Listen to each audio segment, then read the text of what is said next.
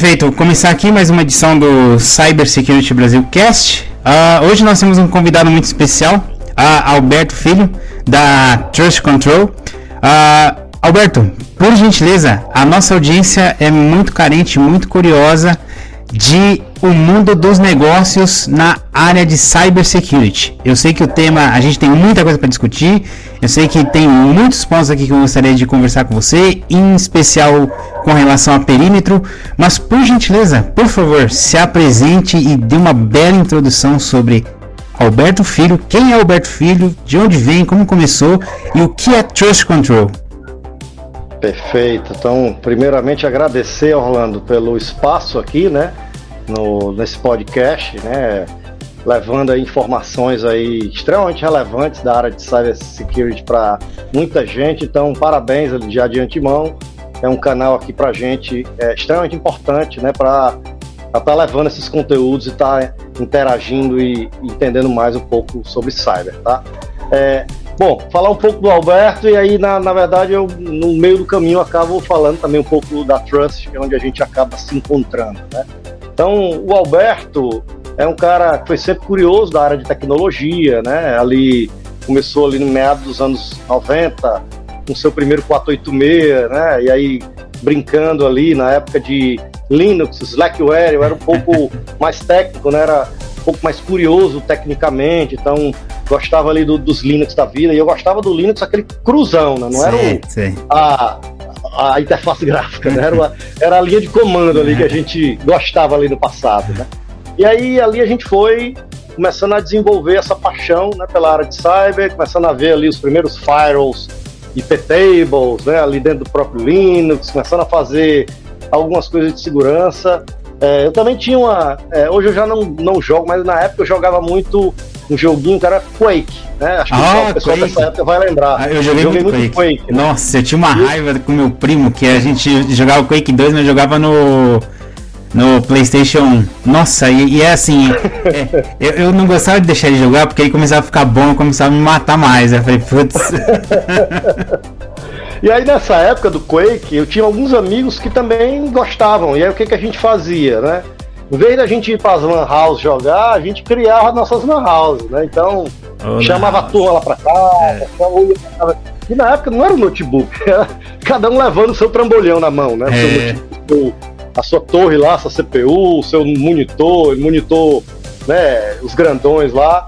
E aí a gente também começou nessa comunidade conhecer um pouco mais, né, de tecnologia, de jogos, etc. E aí a segurança também. Eu lembro que tinha um provedor de internet aqui no Ceará, tá?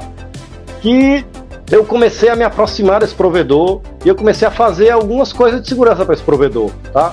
Eu comecei, por exemplo, a achar algumas brechas, ainda na minha época de técnico, né? Porque hoje eu já não tô mais nesse dia a dia técnico. Lá atrás, por conta principalmente do Quake, na época eu tinha o Mirk também, o IRC, que era uma ferramenta de chat também que a gente usava ali para se comunicar. Através desse provedor eu consegui detectar algumas vulnerabilidades desse provedor e eu alertei esse provedor, tá vulnerável. Hoje é conhecido como bug bounty, né? Exatamente. Ficou glamour, né? Agora, o cara que procura vulnerabilidade agora é bug bounty. Exatamente. E hoje tem uns programas de recompensa aí, né? Inclusive alguns até bem altos, né? De bug bounty. Na época, eu entendi que aquilo ali era importante porque talvez pudesse me ajudar na minha carreira.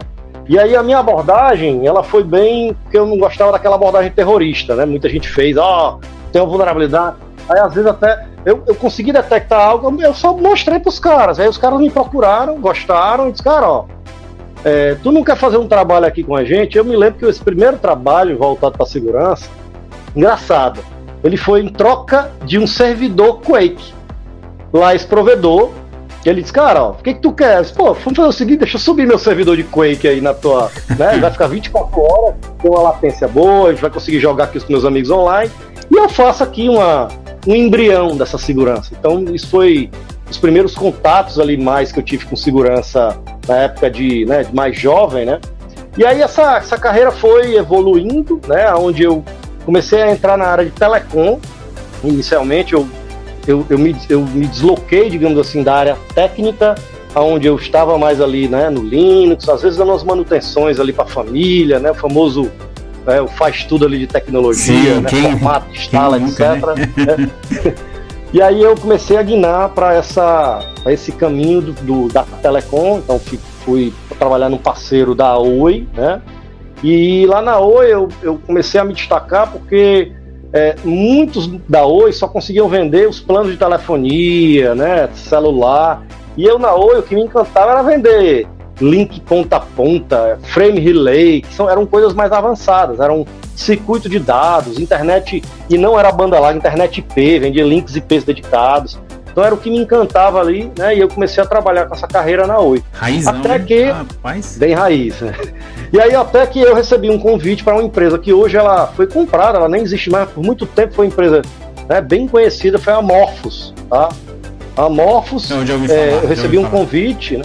A Morphos era empresa cearense, foi comprada pela Accenture, né?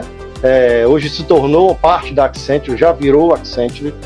E lá eu, de fato, entrei na empresa de segurança, então comecei a ir para a área mais de vendas, então área de negócios, comecei ali a trabalhar com isso. E até fiquei uns 5 ou 6 anos na Morphos, recebi um convite da minha atual investidora, que é a Lanlink. Então fiquei por mais 2 anos na Lanlink. E quando eu entrei na Lanlink, já existia uma discussão interna de sair de um departamento de segurança da informação, que era dentro da empresa, para se tornar uma empresa. Tá? E aí é onde começa a Trust Control, e é onde começa essa, né, sinergia, essa, digamos assim, essa atuação também minha na Trust. Então, fiquei 2 anos na Lanlink, atuando gestão de contratos, na área de vendas, etc. E recebi o convite para ser um dos sócios da Trust Control, onde a gente estava discutindo ali o projeto, achei interessante o projeto, já tinha alguma experiência na área, e aí a empresa nasceu, né, em 2009. Então a gente fez 15 anos agora de atuação, tá? Apesar de que a gente acumula um pouco mais da experiência do departamento de segurança quando éramos departamento de segurança Lanlink, temos aproximadamente 20 anos de experiência atuando na área de cybersecurity, né? E é um pouco disso, aí é um pouco da história do Alberto, se misturando com a história da Trust. E só para fechar, a Trust hoje atua, né, com 2 frentes. A gente atua como um provedor de serviço gerenciado, onde a gente entrega os principais controles de segurança, e aí entra controle de firewall, endpoint, proteção de nuvem, proteção de usuário, etc. Notadamente, esses controles a gente entrega como serviço, né, dentro de uma operação gerenciada. E a gente também tem outra frente, que é uma frente de detecção e resposta, onde a gente tem um SOC, né, um Centro de Operações de Segurança, e nesse SOC eu monitoro os clientes, faço resposta a incidente, faço automação de resposta a incidente, uma série de coisas, faço trabalho de resiliência, um trabalho de sala de guerra também, às vezes na hora do incidente. Então é um pouco disso, a gente acaba hoje atuando, né, em diversas frentes. Tanto nas frentes de proteção, com os controles de proteção, quanto nas frentes de detecção e resposta, né, recebendo os sinais do ambiente do cliente e ali, né, conseguindo atuar de uma forma mais proativa para detectar e responder ao incidente. Legal, pô, bacana, muito bom esse overview da empresa pô, que coisa, né? Geralmente o pessoal que trabalha mesmo com TI, com cyber, é sempre uns caras que, puta, é muito curioso, o cara é nerd, o cara, ele gosta de jogar, é um perfil, né? É muito difícil você ver um cara que, sei lá, o cara gosta de artes cênicas, o cara não vai pra TI, não tem como, né? E você comentou aí no seu período inicial de mexer com telecom, né? A gente sabe que eu acredito que existem 2 momentos a parte de telecom, de perímetro, o antes pandemia e o pós pandemia, né? Perfeito. Então, para quem muita gente começa com infra, muita gente que vem da segurança, quer de segurança, ou na verdade o cara começou com infra, o cara começou ali subindo, fazendo cabeamento, configurando um switch, e aí os caras falaram, precisa aqui que você instale um antivírus, que você cuide desse firewall, você comentou do IP Table, é firewall bem antigão, e hoje já tem outros tipos de firewall que fazem outras funcionalidades e tal. Perfeito. Mas eu queria entender de você, que é um cara que já pegou velha guarda, e tá no mundo já dos negócios, entende toda essa dinâmica. E pro nosso público, que às vezes o cara ele é desenvolvedor, o cara é raiz, o cara não se mistura muito, mas o cara precisa ter uma visão de negócio, ou até mesmo aquele cara mais bit byte. Para explicar um pouco a importância, o conceito de perímetro de segurança, né? Como que ele evoluiu nesse turbilhão de acontecimento, antes pandemia e pós-pandemia? O que era, o que se tornou e o que você acha que vai se tornar ainda? Perfeito. Então vamos lá. Hoje, a partir do conceito do perímetro aí falando um pouco desse antes e depois, né? Eu gosto muito de quando eu falo de perímetro, e principalmente da forma mais tradicional para falar de perímetro, eu gosto de fazer uma certa referência a como eram tratados os castelos medievais lá do passado, né? Acho que para mim é uma referência legal, que eu acho que mesmo quem não é da área consegue criar um pouco, materializar. Então, como é que era lá atrás, né, nos castelos medievais, né? Como era a segurança desses castelos? Eu tinha lá, né, um muro muito alto, tá? Então o castelo era feito por um muro muito alto. Muitas vezes eu tinha um fosso ao redor do castelo. Nesse fosso eu tinha um lago. Nesse lago eu tinha jacaré, né? Para passar desse fosso eu tinha uma ponte levadiça que ela né, baixava ou subia no momento que era necessário. Lá em cima do muro tinha os arqueiros, né? E o que tudo isso que eu estou falando? Cada ponto desse, tá? Ele é uma camada de segurança. Então, o muro ele é uma camada, né? O arqueiro lá em cima ele é uma camada, o fosso ele é uma camada. E o que são essas camadas? Tudo aquilo ali é para proteger o castelo.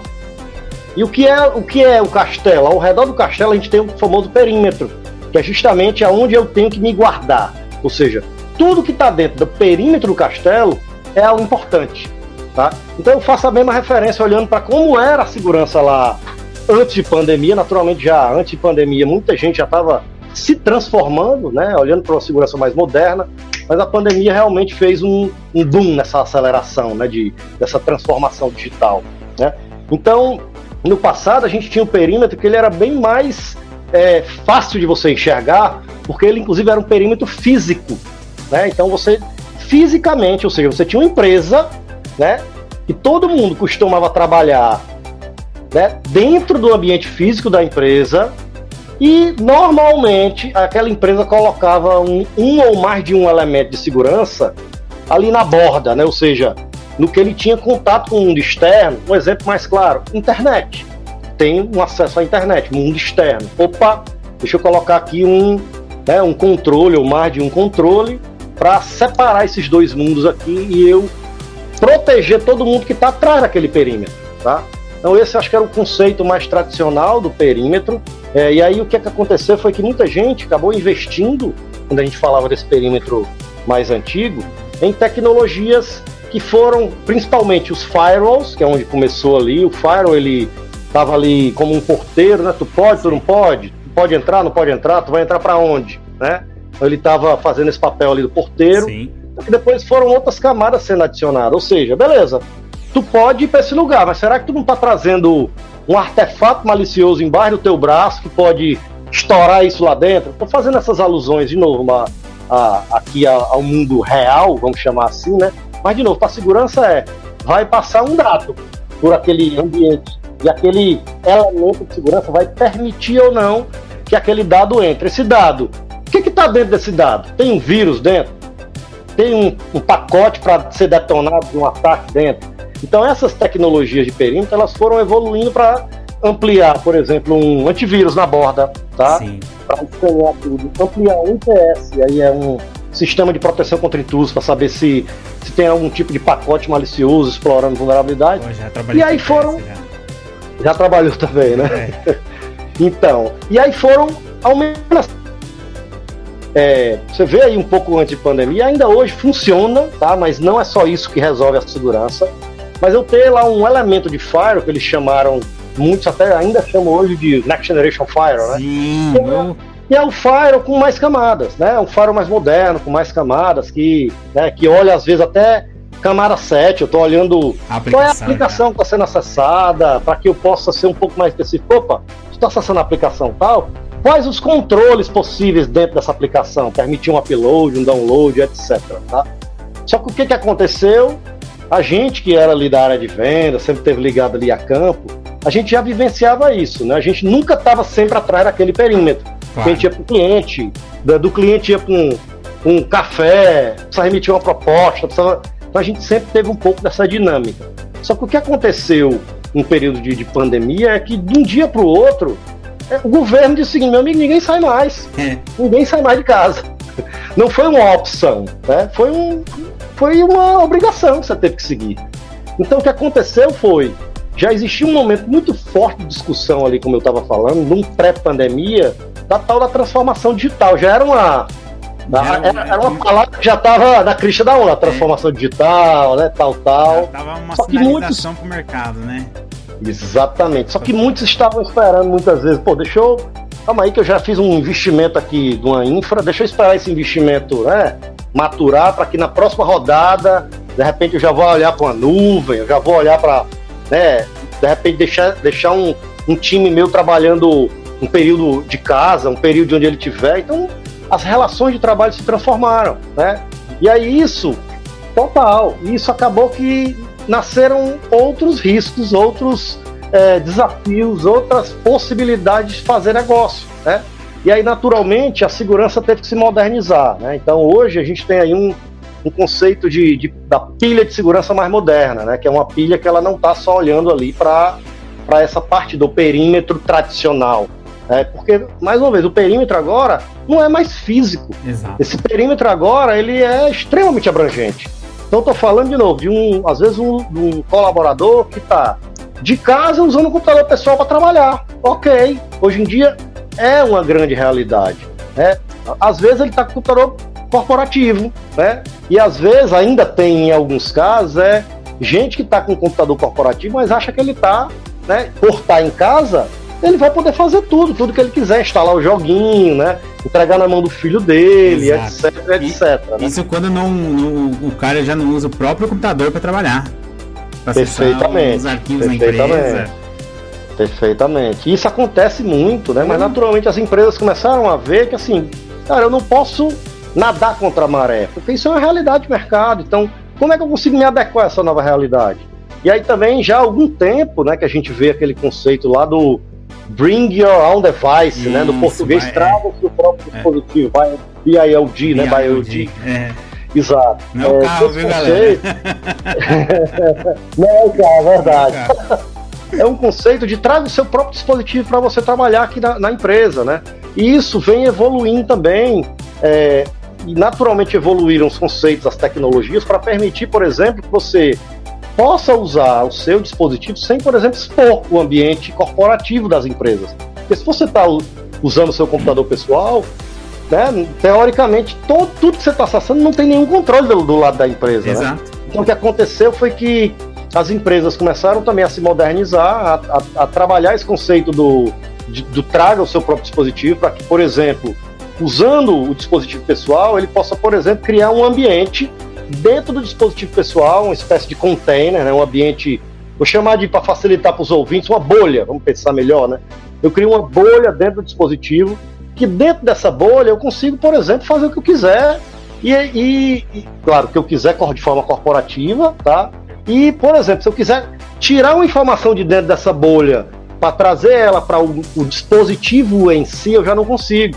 Então tem uma série de controles, tá, que é possível você colocar para que você possa, por exemplo, permitir o uso do computador pessoal para trabalhar. E também, da mesma forma, eu permiti que os dispositivos corporativos móveis, né, o notebook, o próprio celular, tablets, eles possam sair do perímetro tradicional. E eles possam ir para as casas, para os cafés, para os hotéis, para onde quer que seja, controlando esse dispositivo. E aí eu entro em outros conceitos, que aí não sei como a gente vai conseguir detalhar tudo, que é o tal do Zero Trust. Né? Isso que eu ia falar, é o conceito agora do Zero Trust. ZTNA.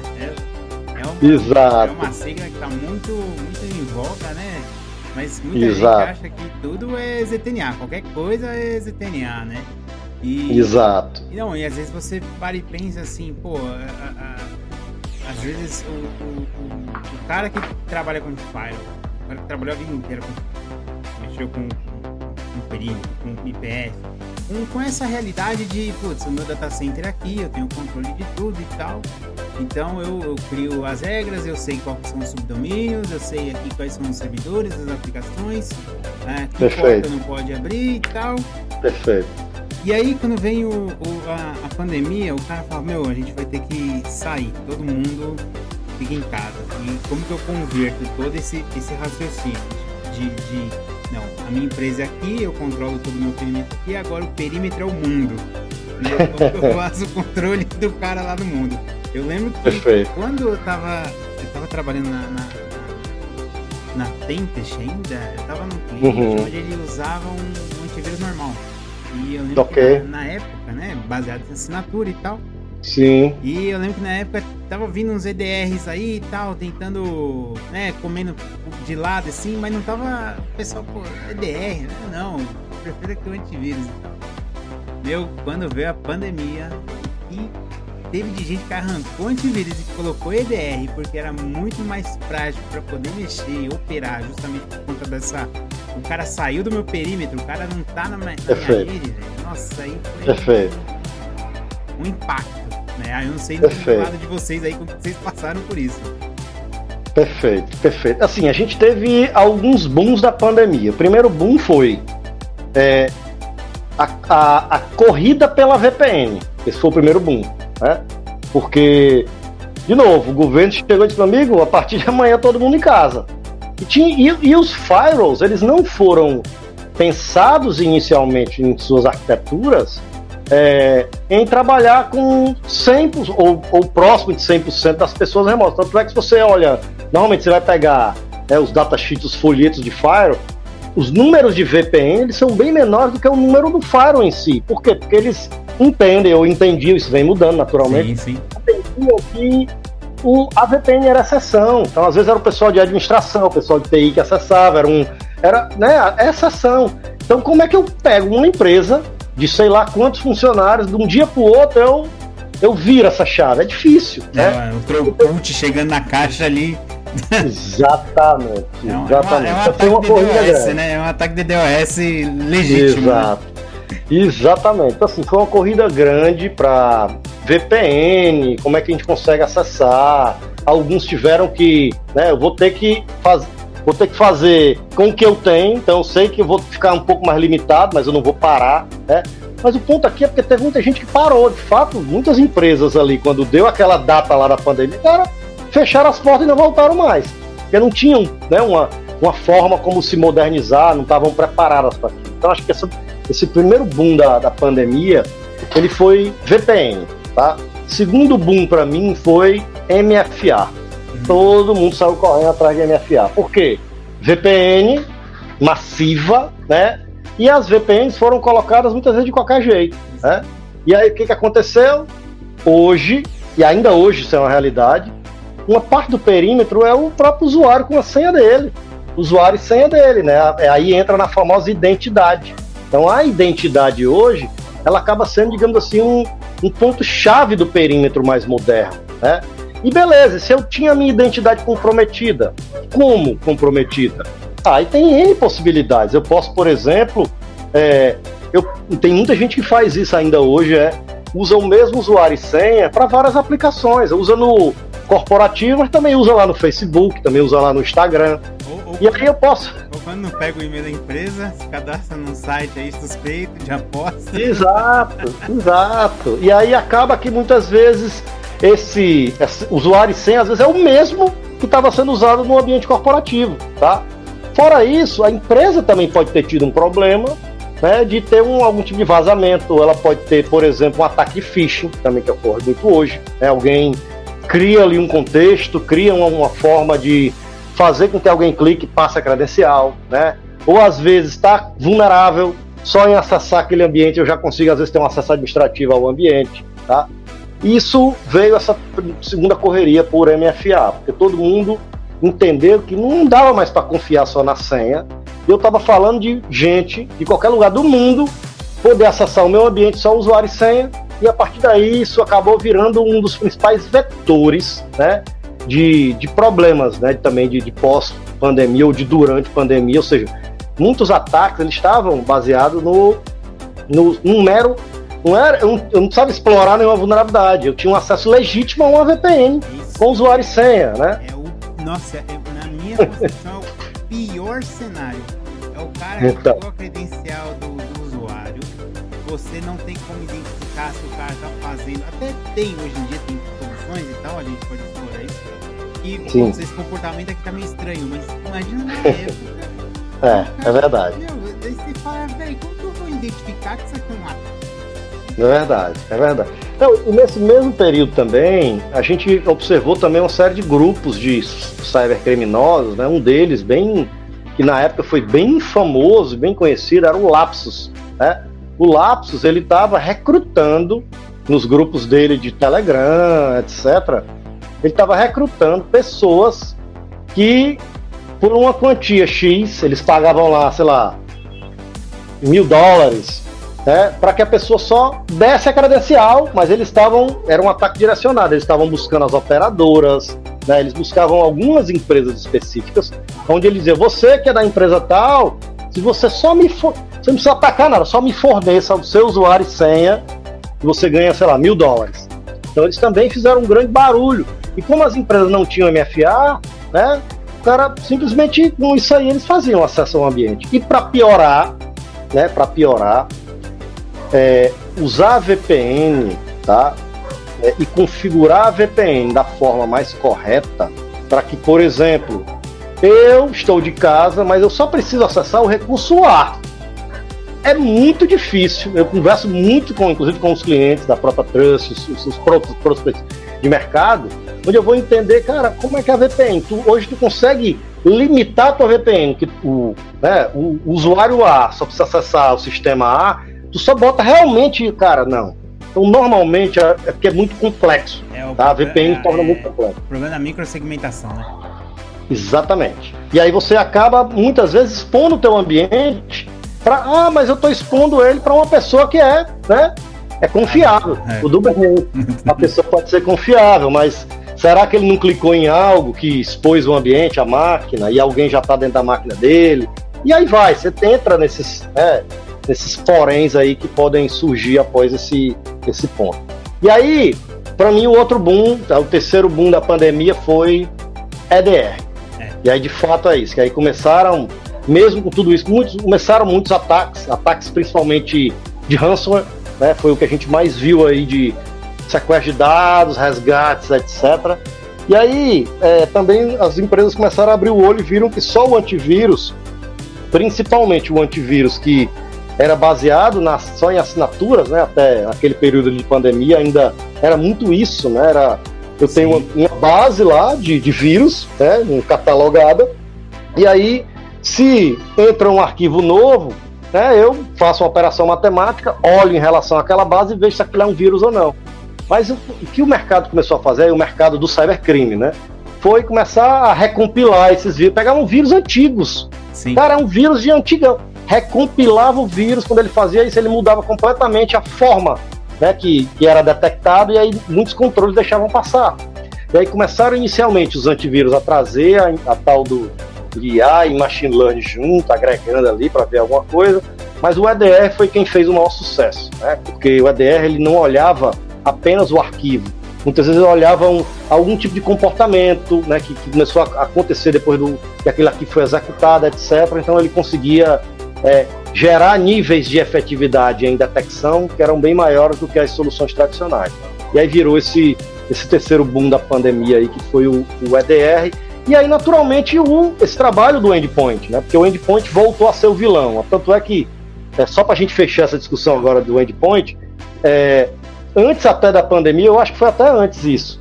Se eu não me engano, não sei se foi uma declaração na época ali do John McAfee, né, que até nos deixou aí nesse período.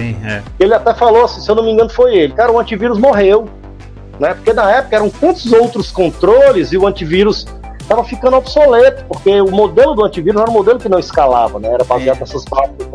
E sempre tinha aquele usuário que ele ligava o computador, já abriu o chamado e falou, minha máquina está travando porque o antivírus é que está rodando. É um modelo justamente, ele não tem escala, né? Tanto porque de fato não dá para ser efetivo, quanto ele também não consegue escalar, porque ele vai prejudicar o trabalho normal da pessoa, né? Porque a pessoa não vai conseguir trabalhar porque ela vai estar usando o recurso para ficar processando para ver se tem ou não tem vírus, né? Então é um negócio complicado, tá?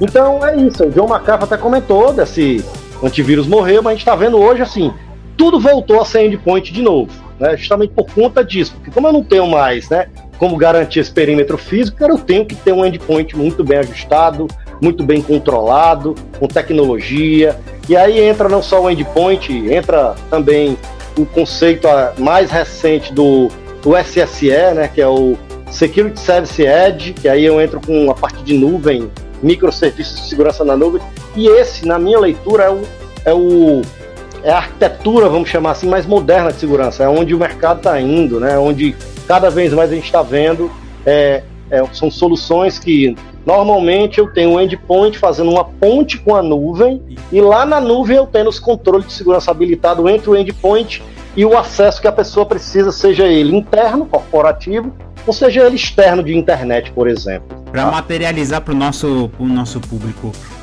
seria basicamente o cara que, vamos supor, um pessoal da RH, e vamos supor uma startup, né? E tem um pessoal da RH ali que eles não usam Word, eles gostam de usar Office 365 ou Google Workspace, alguma coisa assim do tipo. Ok. E aí, não tem lá um file share, um servidor ali, não, fica tudo na nuvem. Então seria basicamente o cara ali do RH acessando arquivos só referente ao RH, nada mais dele, e eu tenho todo o controle e o monitoramento do que o cara tá fazendo nesse ambiente cloud. Pode ser um repositório, pode ser um file share, pode ser um banco de dados, pode ser um GitHub da vida. É nesse sentido, é nessa pegada? Você consegue...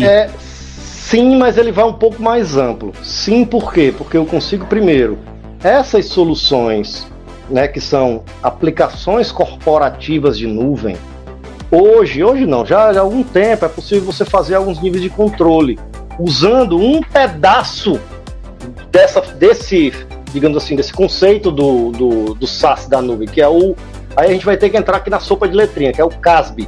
Tá? Com o CASB, eu consigo, por exemplo, me conectar direto no Office 365. Aí não é a minha máquina, eu tenho, digamos assim, um aplicativo de segurança chamado CASB conectado via API diretamente com o Office 365. E aí eu consigo, por exemplo, se um usuário colocou um arquivo lá dentro e esse arquivo tem vírus, eu consigo, por exemplo, saber tirar o arquivo, escanear, eu consigo ver, por exemplo, se ele tem algum dado crítico que ele pode estar mandando para fora e que não deveria. Isso aí sim, eu controlo mais a nível ali da aplicação, aí eu posso estar conectado num OneDrive da vida, ou, né, desse tipo de solução de repositório, e lá eu consigo ter essa visão. Só que como é que eu vou também controlar se esse mesmo time de RH que você está falando, ele acessar, por exemplo, uma aplicação não corporativa de file sharing? Vou dar um exemplo aqui, eu acho até que nem existe mais, Dropbox, agora acho que virou outro nomezinho lá. Mas imagina que esse mesmo exemplo aqui que você comentou, né, do RH, imagina que ele pegou um arquivo que é confidencial e crítico para a empresa, que ele estava ali dentro do OneDrive, que é corporativo, e ele moveu isso para o Dropbox pessoal dele.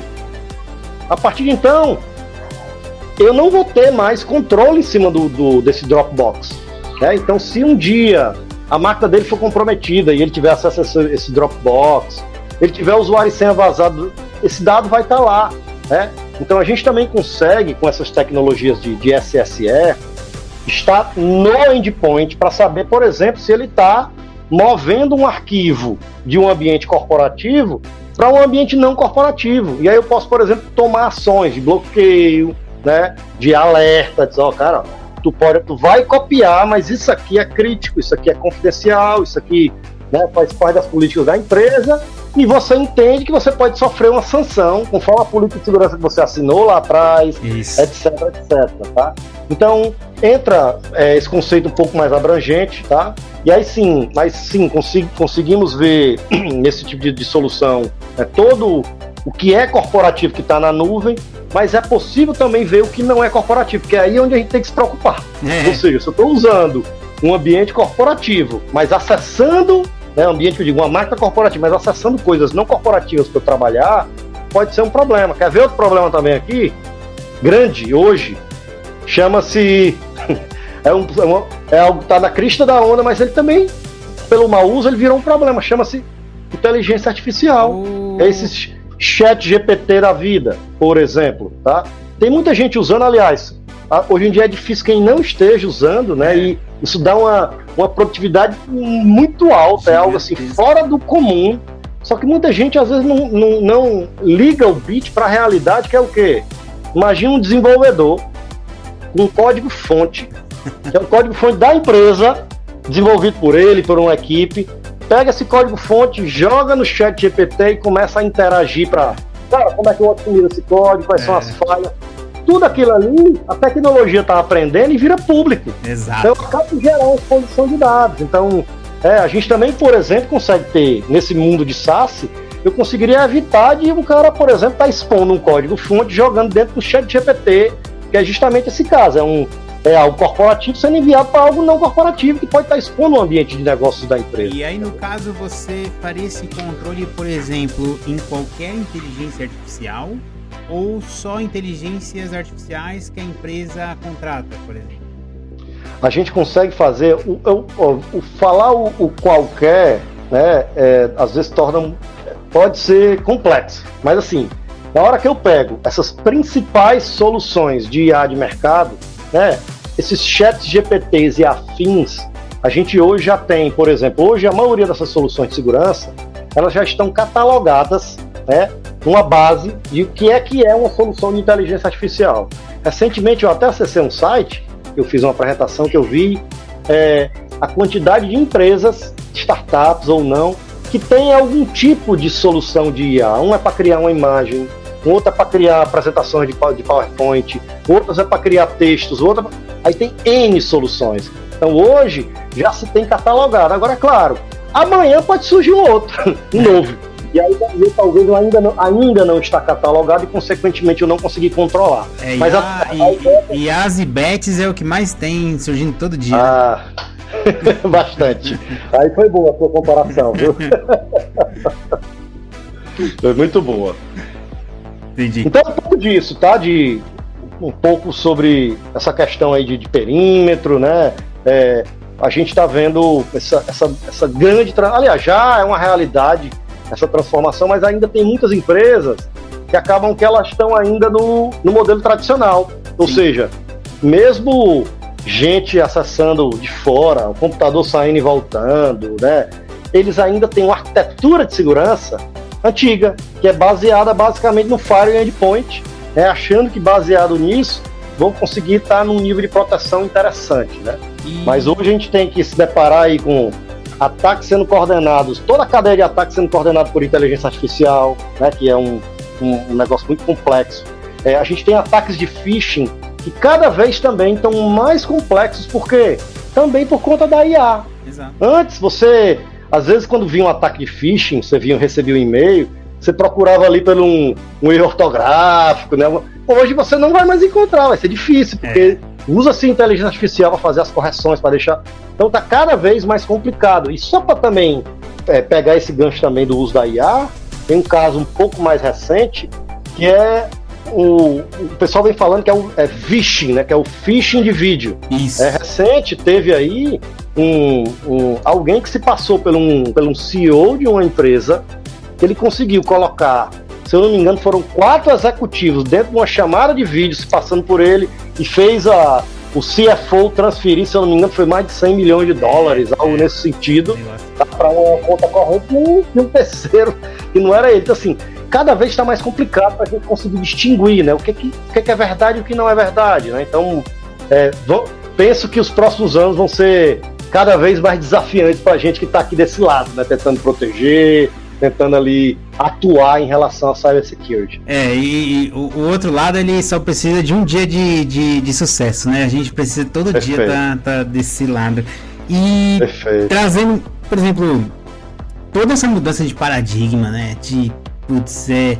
Toda essa mudança de comportamento, as empresas aceitarem isso, falarem, não, sempre fiz isso, agora eu não posso fazer. Ou justamente você falou, eu tinha um orçamento planejado e tal, vou fazer na próxima. Tem aqui toda uma estrutura, putz, acabei de comprar um monte de caixa, tá tudo aqui, tudo montando. Isso, e você mudar do dia pra noite, da água pro vinho, conceitos e tal, é um desafio muito pro cara que vende, né?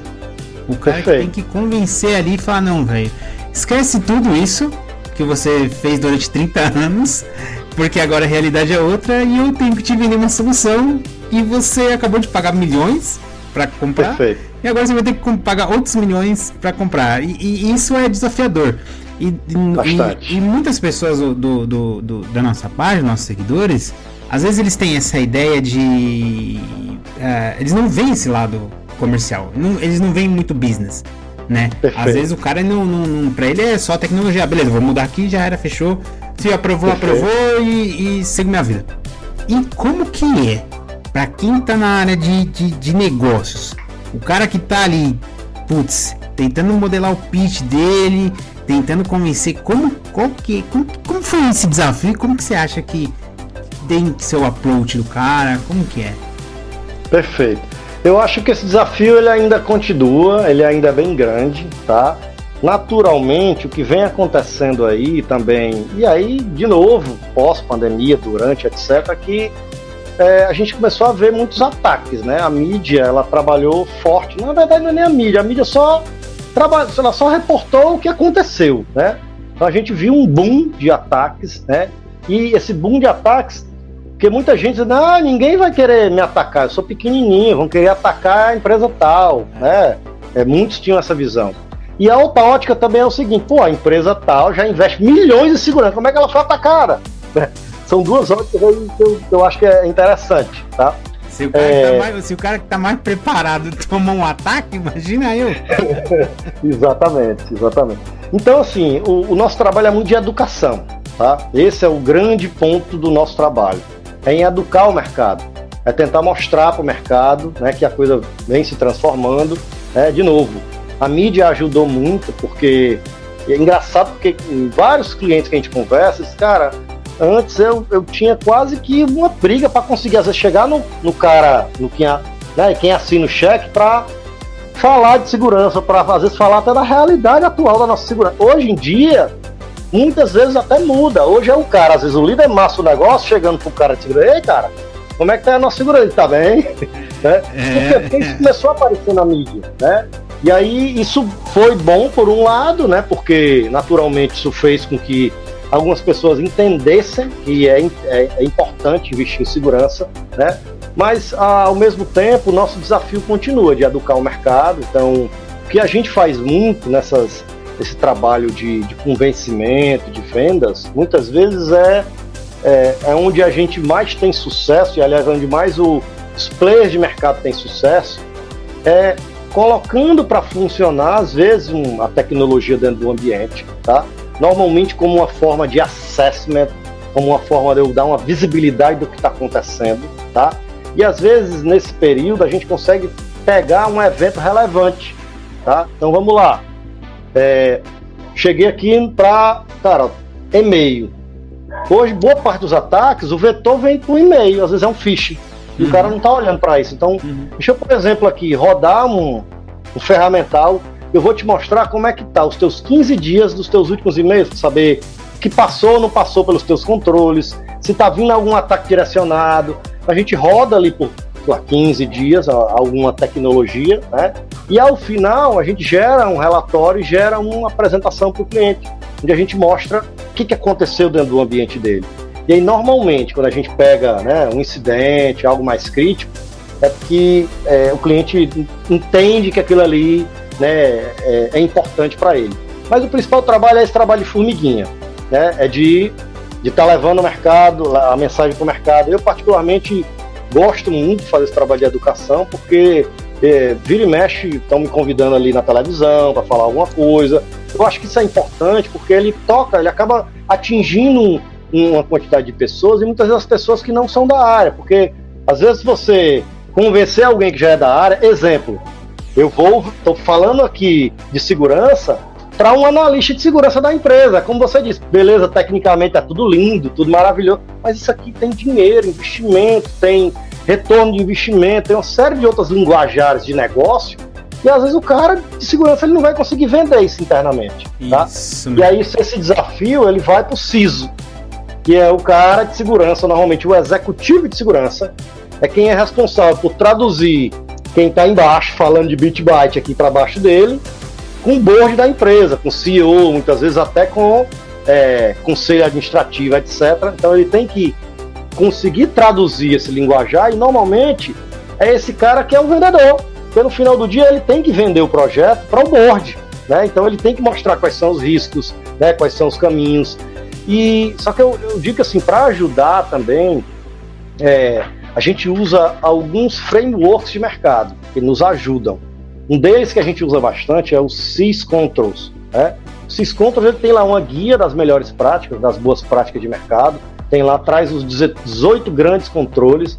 Então, quando a gente quer ajudar o cliente, muitas vezes também a gente faz um trabalho voltado para o CIS de maturidade, para mostrar como o cliente está, qual a maturidade do cliente em relação a esses principais controles, né, que qualquer empresa minimamente digital deveria estar seguindo. Então, são formas como a gente faz para ir ajudando o mercado nesse trabalho de convencimento, de educação, tá? Mas eu acho que o grande desafio nosso é esse desafio que eu acabei de falar do CISO, tá? Porque nós, enquanto empresa, a gente tem que falar com o cara de negócio. Então é um linguajar, é uma comunicação. É um outro dialeto. É um outro dialeto. Do que eu tô falando com o analista, que é o cara que tá ali escovando o bit, né? Exato. Então a gente tem que ter essa forma de saber conversar, porque se eu for pegar essa mesma linguagem para falar lá em cima, cara, esquece. E se eu pegar a linguagem que eu falo, esquece também. Então, creio que esse é um dos grandes desafios nossos, porque o mercado está aquecido, as empresas estão com orçamento, isso é o que dizem, né, institutos como IDC, né, que fala de tendência de mercado, que mostra de números. Então, o mercado está aquecido, o mercado está com dinheiro, está com orçamento, né? Então, acho que é um trabalho nosso aí agora de ajudar nesse, em levar esse discurso dessa arquitetura moderna de segurança, né, para o mercado, para que eles entendam e façam também essa transformação de segurança, né? Porque a transformação digital, eu acho que todo mundo já fez, ou boa parte já fez, né? Mas a transformação da segurança nem todo mundo fez. E a gente percebe muito que em épocas de crise financeira ou momentos, como a gente falou, pandemia, a guerra e crise financeira, elas aguçam muito o imaginário de quem pensa no lado negativo, né? Perfeito. Então isso gera muito, jogar gasolina no fogo. Os caras eles têm muito incentivo na época de crise, justamente para falar, mano, a gente tem que atacar, a gente tem que ganhar dinheiro, a gente tem que explorar alguma vulnerabilidade, a gente, sei lá, é o governo da Ucrânia que a gente tem que derrubar. Eu até comentei no podcast passado que durante o período no início da guerra da Ucrânia com a Rússia, um hospital, uma rede internacional, mas com sede nos Estados Unidos, ela sofreu um ataque, e por conta do apoio que eles davam para veteranos de guerra que lutavam na guerra da Ucrânia. Eram americanos que estavam se tratando no hospital. Você vê, o hospital sofreu um ataque porque ele trata veteranos de guerra, e tem veteranos de guerra que vai lá lutar na Ucrânia, qualquer coisa assim do tipo, né? E a gente vê, no caso da campanha do Trump, que sofreu ataque. Então, assim, é muita coisa, é um universo gigante, e sempre em momentos de crise a gente acompanha um aumento exponencial desses ataques. Perfeito, então, é isso mesmo. E as empresas, elas têm que se adaptar, elas têm que estar atentas, porque não, mas eu sou pequeno, não vou sofrer, né? Tô aqui de boa no meu mundinho, sei lá. Tenho aqui o meu e-commerce de boa, não tenho preocupação com isso, né? Já faz parte do passado. Faz parte do passado, né? E aí, pra gente já fechar aqui, já deu bom conteúdo, né? Não sei como você tá de hora aí. Não, podemos fechar, vamos seguir aí pra gente fechar. E aí eu queria saber da Trust Control, como ela vê os próximos anos, assim, da cybersecurity, com base em tudo, esse turbilhão de coisas que vem acontecendo, né? Perfeito. Tantos desafios, assim, inteligência artificial, guerra, crise sanitária, crise econômica, putz, assim, solução que sai toda hora. Como que vocês veem o que a Trust Control vê no futuro e qual que é o tipo de profissional, o tipo de cara, o mindset que ele tem que ter para atuar nesse cenário? Perfeito, eu só vou corroborar um ponto a mais com todos os pontos que você colocou, que também é de certa forma um complicador, né? Que é mão de obra. Não se tem mão de obra qualificada em segurança. Quando eu digo não se tem, é que não tem a quantidade que o mercado precisa. Não é que a gente não é que tá zero, tá? Mas o mercado, ele tá muito mais demandador do que a formação de gente, tá? Eu acho que esse número está já bem desatualizado. A última vez que eu vi, acho que deve fazer uns 2 anos, eram cerca de 400 mil pessoas, 400 mil profissionais de segurança só na América Latina que o mercado demandava. Ou seja, se eu tivesse 400 mil profissionais formados, treinados, capacitados, o mercado já ia contratar agora em forma imediata. Mas não tem e nem vai ter pelos próximos anos, porque não existe hoje a formação, né, de segurança de uma forma massiva, né, acompanhando a necessidade de mercado. Então, por que eu estou colocando isso, tá? Porque, de fato, o que a gente vê para suprir essa necessidade chama-se inteligência artificial. Então, o que a gente enxerga aí, olhando para frente, tá? E eu gosto muito também de enfatizar isso, é que, na minha visão, a inteligência artificial não vai substituir as pessoas, tá?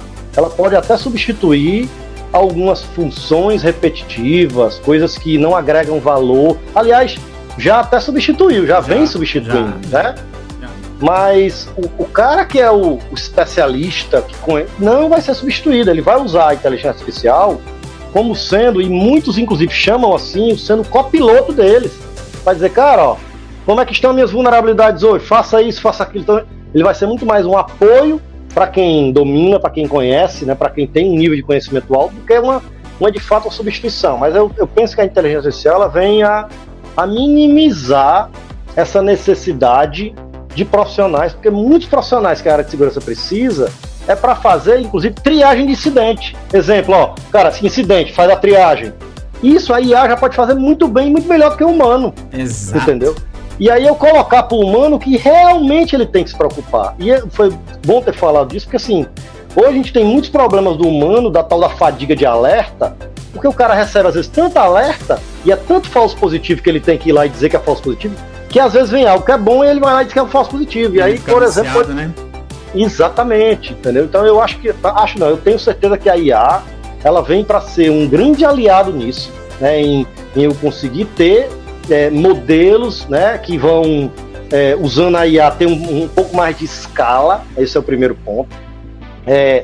Outro ponto que eu vejo, e isso corrobora também, já é a visão minha, mas corrobora com Gartner, que também aponta algumas tendências, existe uma movimentação muito grande agora do mercado de cyber de consolidação. Aí eu pegando o teu gancho, tu falou que várias soluções, né? Hoje tem startup para resolver um problema X e de cibersegurança, tá? Então se você pega o ecossistema de cibersegurança, é gigantesco. E hoje as empresas, elas têm na média de cerca de 60 soluções, 50 a 60 soluções dentro do seu ambiente. Então isso torna muito complexo. E aí eu já passo a ter um risco, a minha empresa passa a ter um risco por eu ter diversas soluções de segurança que muitas vezes não estão nem se falando, né? Ela me dá uma visão isolada de alguma coisa. Então, muitas vezes também eu acabo passando um determinado problema dentro do meu ambiente, porque eu tenho sim o meu ambiente todo seguro, mas ele não está, né, digamos, numa visão única. E aí o americano chama lá o single pane of glass, né, que é um painel único de segurança. Então, estou vendo muito isso, e isso já é uma realidade de mercado, de console. Claro que ela é uma realidade ainda pequena, mas já é uma realidade de consolidação, então são as empresas buscando, claro que não é colocar todos os ovos numa única cesta, mas é de reduzir essa complexidade. De repente eu vou tirar 50 vendors e eu vou deixar 15, tá? Só que desses 15 eu vou ter 2, 3, 4 que vão ter uma plataforma que vai conseguir cobrir um pouco mais o meu ambiente. Essa plataforma ela já se fala nativamente, eu já consigo ter uma visão do dado, né, passando por um e passando por outro de uma forma esticada, sem precisar colocar mais uma tecnologia para juntar todos os dados, como, por exemplo, um CIEM da vida e olhar o que ali está acontecendo. Então eu vejo também essa consolidação e também muita automação, né? Que eu vejo que, mais uma vez, por conta de problemas de humanos, eu vejo que cada vez mais esse trabalho de resposta a incidente, que ele é crítico, ele é importante, porque o tempo hoje que um atacante fica dentro do ambiente até ele começar a vazar dados, hoje em dia ele é de horas. Até um tempo atrás ele era de muitos dias. Então eu preciso ser cada vez mais rápido e mais efetivo dentro da minha resposta a incidente, né? Então eu penso que a automação também é outro grande aliado na área de cibersegurança para conseguir reduzir esses tempos de detecção e os tempos de resposta em relação aos incidentes. Então essa é um pouquinho da minha leitura olhando o futuro aí do mercado de cibersegurança. Exato. Se o atacante está usando tudo que é ferramental para poder te roubar, velho, te atacar, por que a gente não vai usar, né? E muito Perfeito. Interessante esse que você colocou muito bem. Às vezes o cliente ele tem 60 ferramentas e Sim. não necessariamente todas essas ferramentas estão coesas e às vezes ele vai perder um tempo danado para enxergar tudo isso e às vezes ele pode gastar um tempo enorme e vai chegar num resultado que não leva a lugar nenhum. Então Perfeitamente. Justamente a inteligência artificial vem aí para ajudar mesmo. E só para fechar também, assim, a gente também vê muitos aí. Hoje você tem lá o ChatGPT, né? Que é as soluções que vão ajudar muito da produtividade, mas você já tem também os GPTs do mal também, né? Então você tem LLM, né? Que são esse tipo de solução que cria um ataque, cria um malware, né? E também você tem já há algum tempo grandes grupos criminosos que é quem concentram a parte de inteligência, de desenvolvimento das ferramentas, etc. Mas elas buscam pessoas, vou botar aqui entre aspas, tá? Pessoas normais para usar a tecnologia deles como serviço para fazer esses ataques. Sim. Então eles facilitam, por exemplo, um determinado criminoso que é um traficante de drogas, né? Ele é um trabalho de alto risco, etc. Cara, deixa de fazer isso, né? E vem trabalhar aqui comigo que tu vai me pagar só o teu fee de sucesso, ou seja, tá aqui a minha plataforma, se tu conseguir sucesso das tuas vídeos, tu me paga um percentual. Então pro cara, ele vai trabalhar num negócio muito menos arriscado e muitas vezes ele tem um potencial de ganho muito maior. Infelizmente, pro mal, né? Infelizmente pro mal. Alberto, muito obrigado, viu? Pela aula. Se você quiser deixar mais alguma consideração final, alguma coisa para a nossa audiência, fique à vontade. E mais uma vez, obrigado pela participação. Orlando, eu agradeço mais uma vez, né? De novo, esses momentos para mim são fascinantes, né, em conseguir transmitir pelo menos algum tipo de conteúdo ou bagagem que a gente, né, vem aprendendo e tenta não falar nessa linguagem técnica. A ideia é que a gente, claro que às vezes entra ali uma outra sopa de letrinha, mas que a gente quer tentar atingir a maior quantidade de pessoas possíveis, né? Até porque eu acho que entra também aí num ponto que é bem relevante, cara, que é hoje o nosso propósito da Trust Control, que é o que eu queria acabar falando do nosso propósito, que é construirmos juntos um mundo mais seguro, tá? E esse propósito, para que a gente consiga chegar nesse propósito, de novo, não é só vendendo produto, vendendo tecnologia, vendendo segurança. A gente precisa levar esse recado para a maior quantidade de pessoas possíveis, para que as pessoas, no mínimo, se sensibilizem com isso. Saibam que, por exemplo, não devem clicar em qualquer coisa, né? Saibam que, por exemplo, tenham que adotar práticas mais básicas, né, de troca de senhas complexas, uso de MFA. Então, assim, eu acho realmente fascinante. Sempre que me convidam, eu faço sempre o possível para estar trazendo aqui esse recado, porque para mim esse recado vale muito mais do que vender, né? Porque eu acho que eu estou conseguindo atingir de fato o nosso propósito de transformar, né? De fazer o mundo realmente mais seguro. Então é isso, aproveitar também para deixar o meu contato aqui de LinkedIn, para quem quiser me adicionar, né? Lá no final, /Alberto JBS Filho, vem das minhas iniciais, né? Então fica aí o meu LinkedIn, quem quiser me adicionar, quiser me chamar por chat, bater um papo, fica à vontade. Estamos aqui para tentar transmitir de novo essas mensagens e conversar sobre cibersegurança, que é um assunto que para a gente é muito bom falar, é gostoso, exatamente. Fechou. Mais uma vez agradeço pelo convite. Muito obrigado. Fica aí o encerramento do nosso episódio e sempre que você precisar, aqui a Cybersecurity Brasil está de portas abertas para ouvir as suas mensagens e essa aula que nós tivemos aqui, pessoal. Muito obrigado, Alberto. Obrigado mais uma vez e um abraço. Abraço, até mais.